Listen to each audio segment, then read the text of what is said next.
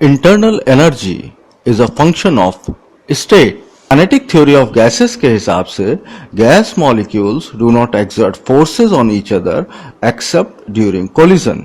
मतलब gas molecules एक दूसरे पर फोर्सेस एक्सर्ट नहीं करते. इंटरमॉलिक्यूलर फोर्सेस को हम नेग्लेक्ट कर रहे हैं. सिर्फ कोलिजन के वक्त इंपल्सिव फोर्सेस एक्ट करते हैं. अब जब इंटरमॉलिक्यूलर फोर्सेस को हम नेग्लेक्ट कर रहे हैं तो उससे एसोसिएटेड पोटेंशियल एनर्जी को भी नेग्लेक्ट करना होगा. और टोटल इंटरनल एनर्जी में जो कंट्रीब्यूशन होगा वो सिर्फ काइनेटिक एनर्जी का होगा. So, the internal energy of an ideal gas is totally kinetic. अब अगर काइनेटिक एनर्जी की बात करें तो law of equipartition of energy के हिसाब से काइनेटिक एनर्जी पर molecule associated with each degree of freedom is half kT, where K is Boltzmann constant and T is absolute temperature. इसका मतलब यह हुआ कि kinetic energy of an ideal gas depends on temperature only.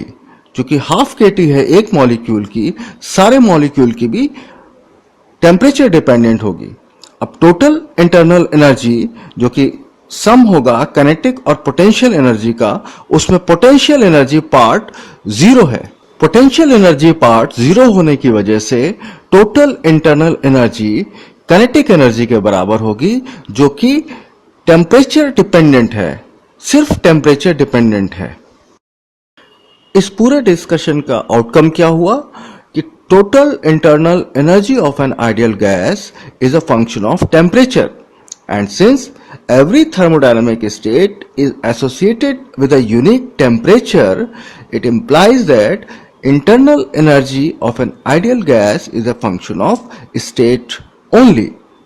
Internal energy जो gas की है वो state का फंक्शन है.